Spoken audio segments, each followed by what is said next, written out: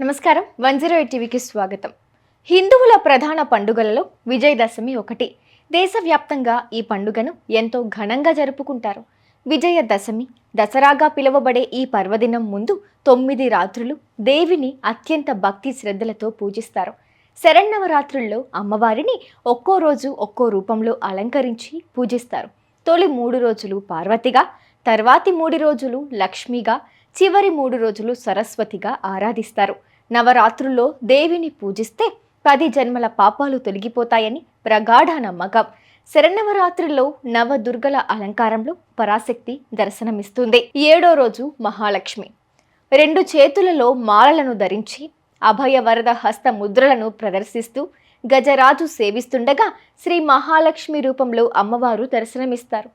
మహాలక్ష్మి సర్వమంగళకారిణి, ఐశ్వర్య ప్రదాయిని, అష్టలక్ష్ముల సమిష్టి రూపమే మహాలక్ష్మి.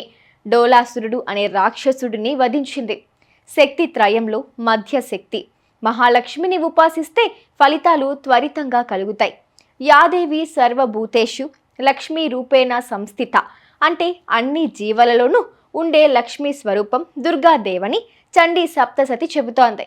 శరన్నవరాత్రుల్లో మహాలక్ష్మిని పూజిస్తే సర్వ మంగళ మాంగళ్యాలు కలుగుతాయి. 108 టీవీ తరపున మీకు, మీ కుటుంబ సభ్యులకు విజయదశమి శుభాకాంక్షలు.